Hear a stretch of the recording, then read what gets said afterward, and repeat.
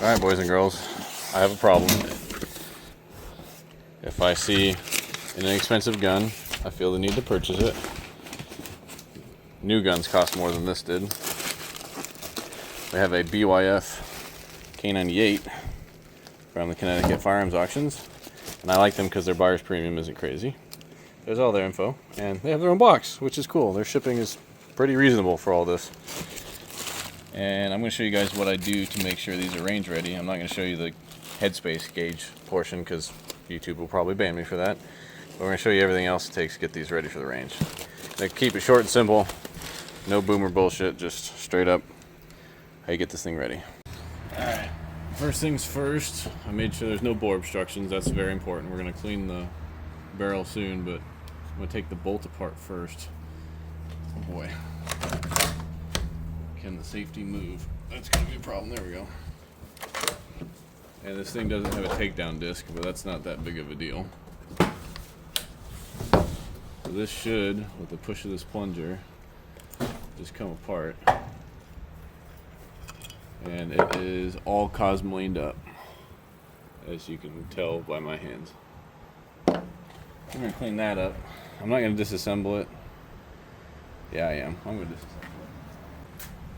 Because if you guys have failures to fire, this is going to be like numero uno to check.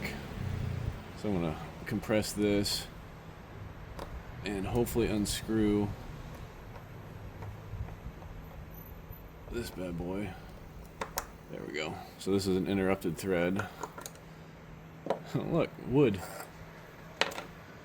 But yeah, failures to fire is normally caused by a gacked up bolt. And normally you can just clean the firing pin, and that'll pretty much solve all your problems. Oh, of course, I'm running out of ether. Clean off the spring. And ideally I'd have a brush to clean that out with, but I do not. Clean out the cocking piece. Yeah, this thing basically looks like it's been sitting in Cosmoline since it made it to the States, which is wild to me because I've never seen a Kar98 with Cosmoline. You can see a lot of it's still caked on here. Right underneath my nail, you can see all that brown. I think they put a Yugo stock on this. This doesn't look original. It could be.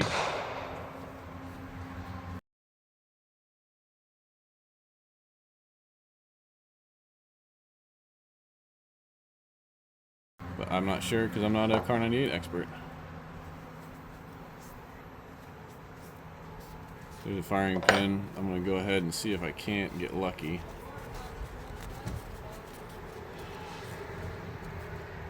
Just shove a rag down the bolt hole. See if we can get any of that gack out of here.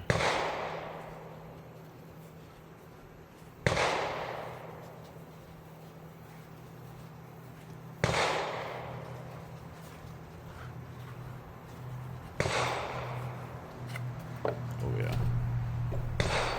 What we got? You having fun? Yeah, always.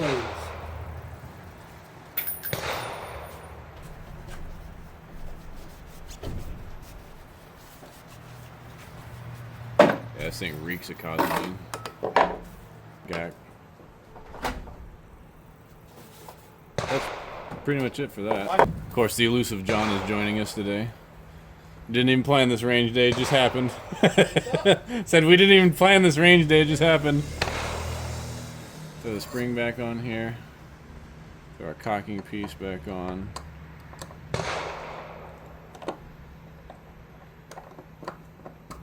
Compress it. Make sure your striker's surface is going to line up with the bottom of that boy. And just like that. And you'll see it's ready to go if the button is protruding. Just like so. And that's that whole assembly now clean. Bolt's almost clean. There's no Cosmoline on the flash hole. And I can look down in here and see polished surfaces, so that's pretty good. And then this literally just screws back together. Pushing the plunger once or twice. Oh, now it's in the fired position. That sucks. So if you look, that camway, it has to move up all that camway so we can rotate this to the 90-degree position so it goes back in the gun. So I'm going to use this on the edge of this table to put this back in the cock position. Just like that. So the camway where it drops, that's the fired position, and that's, I should have checked the firing pin protrusion, but I did not, and I don't want to do that again because it's usually not that easy. If you've never done it before and you don't have a table that you're willing to ruin, that takes a little bit of time. So then all we're looking for here is when you put the bolt back in the gun, the extractor is on the ejection side, obviously, and then when we pull the trigger, the striker goes. So there's that. I'm going to see if I can get this H-band off. This is the most difficult part of this whole operation.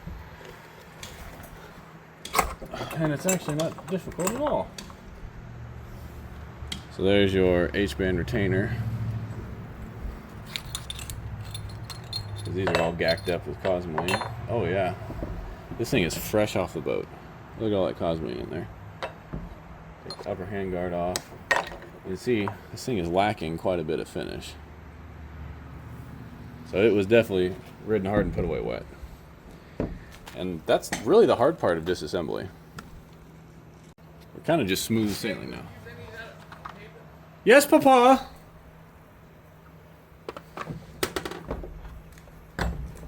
You want to take the magazine apart. You just push on this bad boy and it springs forward. We're going to take the whole thing apart. You got your retention screw. And your action screw, which usually aren't very tight, and they don't have to be. Retention screw in the back of the trigger guard. That one's gacked up. Are you recording right now? Oh yeah. Oh, that's why you're talking. Yeah, I'm not just talking to myself. Oh, I thought you were talking. I mean, it's the most intelligent conversation I've had all day. How long have you been at the range? And there's that.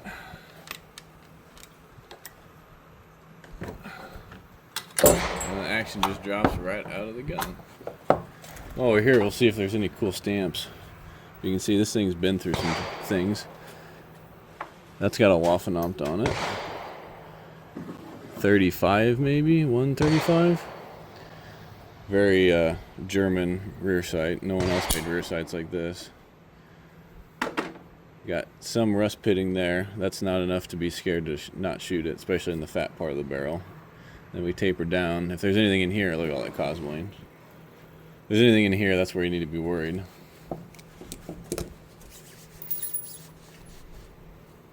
All gacked up. You can see it's definitely had a harsh life. All this crap. The crown isn't damaged, so that's pretty cool, but you can see all the rust forming from all the corrosive ammo that shot through it. So I'm just going to take a little bit of oil. Really, I should be putting steel wool on this, but I didn't bring any steel wool because I'm out. So this is good enough to get us through the range day. You can see all that rust and Cosmoline mixed together. And this rust spot, that's not going to go away. It's already removed material. But that's why you got to take them out of the stock, because if this has started pitting into the barrel, you definitely don't want to shoot it. That's why whenever you get one of these, you need to take it out of the stock, because that's one heavy rust spot away from a kaboom coming into a kablooey. You don't want to die. It's kind of important to not die. That's why you need someone who's competent taking this shit apart. We got a crest there, 44 Echo 38, another Waffenamt there, 135 again. And then there's the BYF. I don't know if that's Mauser or Gustav work. I can't remember. 45, another Waffenamt. And there's the Eagle over crest. 68, 414. And we got some scratches over here on the Model 98. Let me know if it's okay to go hot. Yeah, let me throw my ears in. Nothing really on the tang back here. You You can see how the sear works.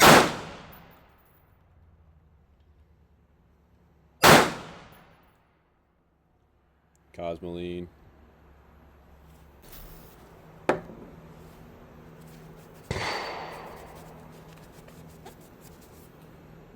And it's really rough machining. This is definitely a late war. Got to get a gun out as fast as we can. This was the most concerning part. I don't know what the hell happened here. But that's very concerning. Beaver marks. Now I'm going to soak the bore and clean it. And hopefully nothing bad comes out. But I can already tell it's a polished bore. I can see rifling in the thing, so I'm just going to let this soak. So that's all just run out from the bore. Look at all that crap. And then those are the first few patches. This thing is way gacked up. So it really just needs to be shot. But yeah, it is not reflecting much light anymore. But there is plenty of strong rifling in there.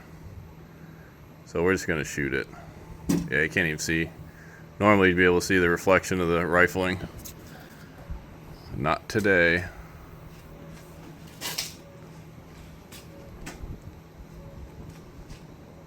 Come on, camera.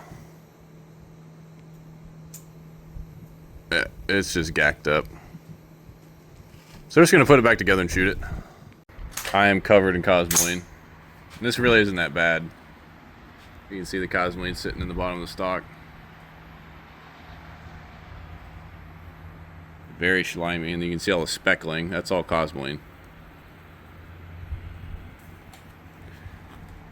I don't know if this is a late war stock or a Yugoslav stock, but I'm not used to seeing Mausers with these, but I'm not an expert. I don't know what that means. 1 TRZ. 431 rack number. And just Cosmoline. 4 days. Oh, that's gross. Look how slimy that is. We're gonna get rid of all that. And then this is just being held in with Cosmoline.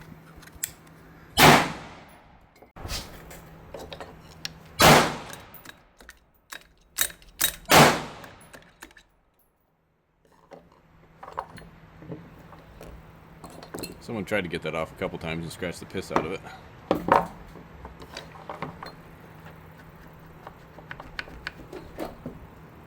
This thing is all sorts of stuck in here.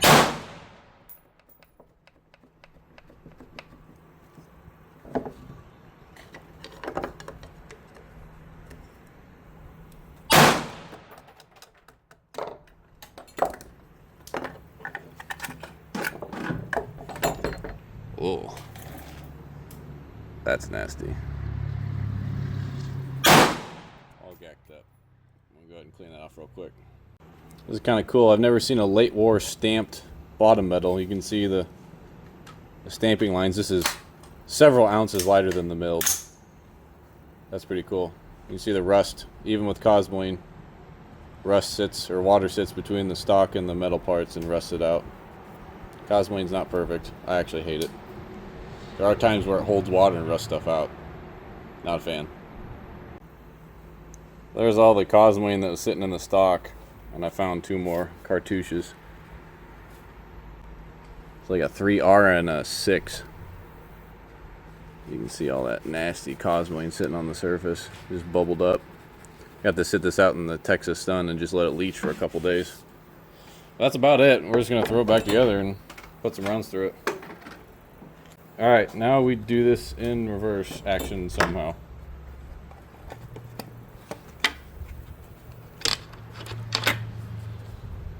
Pretty simple.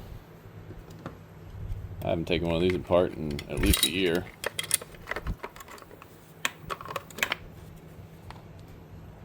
Just try and squeeze this together while I put the longer of the screws in the rear. In the rear. And just get it snug. You don't have to tighten it up just yet because you're going to get the other action screw in. Do them both back and forth so that they're flush. That's pretty taut. You don't want to get these hollow ground flatheads. You don't want to use a regular carpenter's flathead because you'll round these out and kick yourself for doing it. As you can see, it actually wants to stick in the gun. Where'd that bit go? I have no idea. I'll grab another one. These are hollow ground on either side. They're not flat.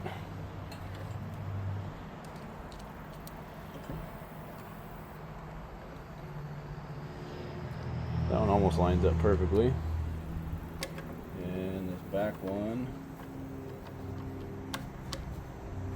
lines up pretty good. We'll take our locking screw and throw it in there.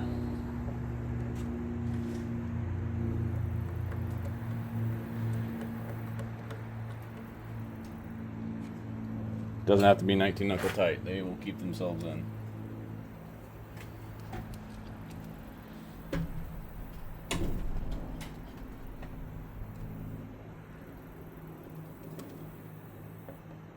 Screwdriver keeps sliding out on the downturn.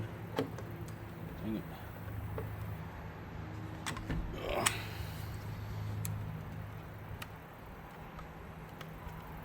Helps to hold it up so it doesn't slide down and out. Alright, that one's snug. Clean up our H-band.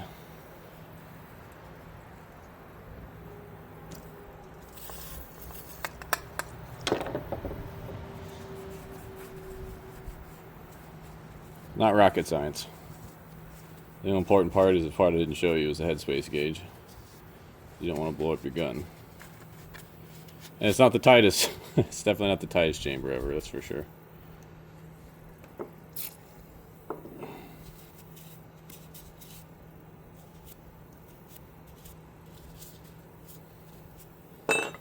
Get this sling swivel too. Alright. And our H-band retainer. A little spring steel action. Well, covered in gack. Alright. So sling band goes on the far side after our hand guard, which doesn't have any markings in it. It slides into there. Put that in.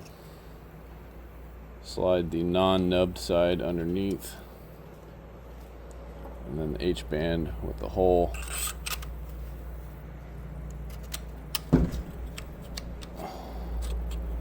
This is the only hard part. Trying to get this to compress underneath the stock. Of course, it's not cooperating.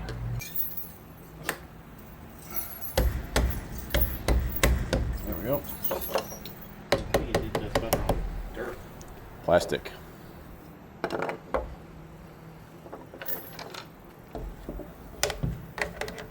There we go. She's ready for the ball.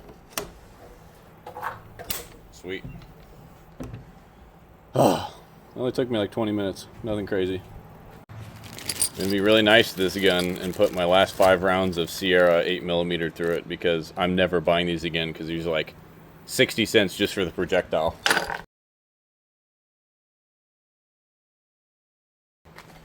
They weren't that 10 years ago when I bought them. Alright, 50 yards.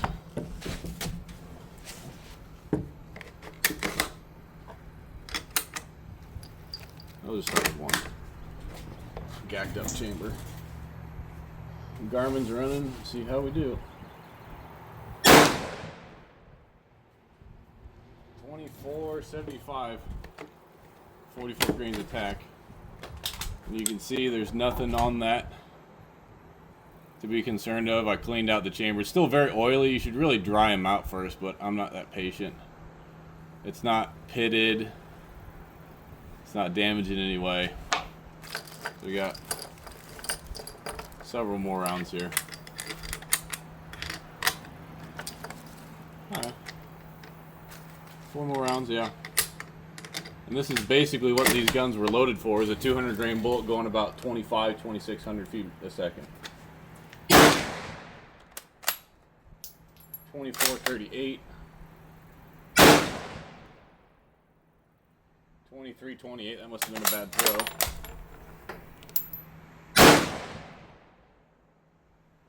2410.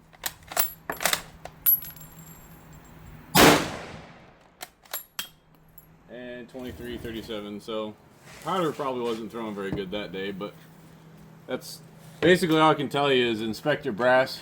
You know you're not overpressured. You know you don't have damage in your chamber. It was a very, very dirty chamber. And I'm interested to see what the rifling looks like now, but it's going to take several rounds to clean out all that gack from the rifling. Yeah, she's still very dark. Very, very dark. So, there you go.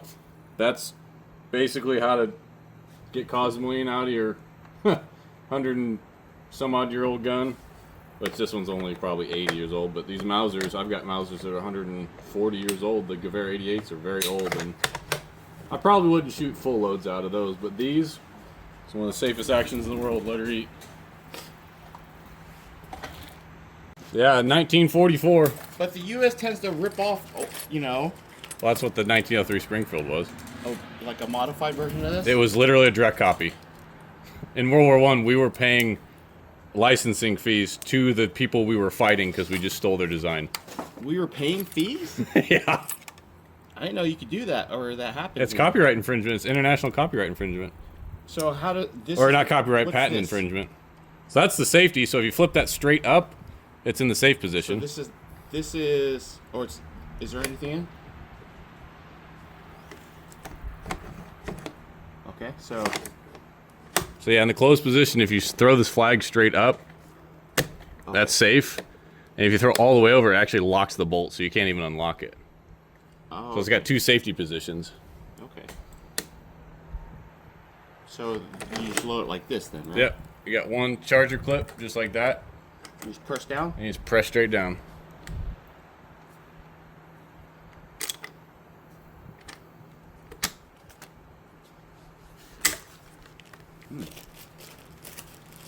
Can't be gentle with it.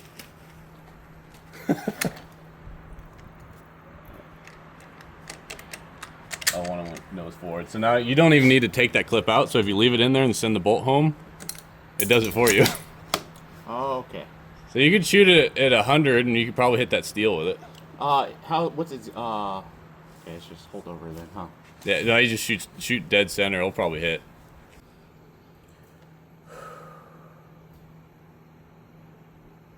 There you go, good hit. High left or right? Being gentle with it. Yeah, you can't be gentle with that gun.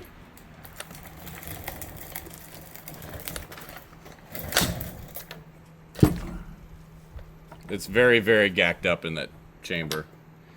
Needs a much more thorough cleaning. Go for the white one.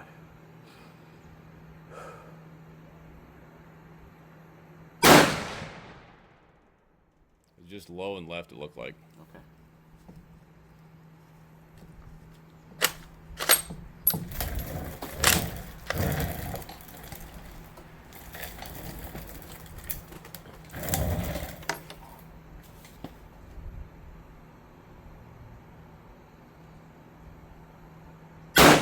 There you go, good hit. All that oil's just smoking out of the gun. Well, let's go. That's your toy. See if I can shoot the steel with my heavy recoiling moose cannon. I was curious about how much is kick, and it's not that bad. No, it's not bad, but it's also like a 9-pound gun. Sweet.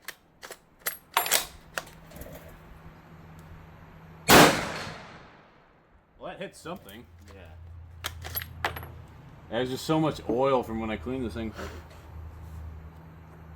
I got some brass bleed by on these primers too. That's cool. I like it. Mike. See if these old piece of shit rounds will go.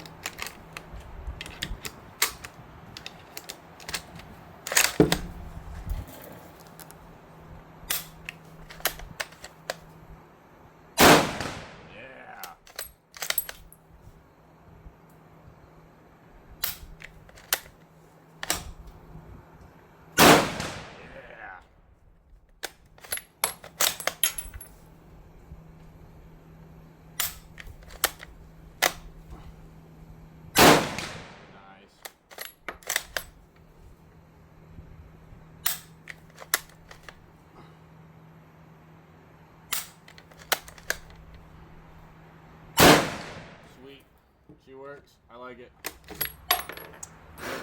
Now to clean the bore for 7 days and nights.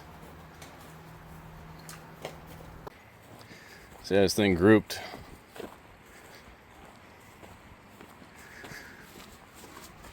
So we got one in here, maybe two, three, yeah, 4, 5. So one of them went high. Those are with my 200 grain hand loans that are Privy Partisan. And then I shot the Yugo stuff over here. One went low left. That's almost point of aim at 50. That's pretty cool. 5 here, 3 here. God, that's a cool gun. Daddy like.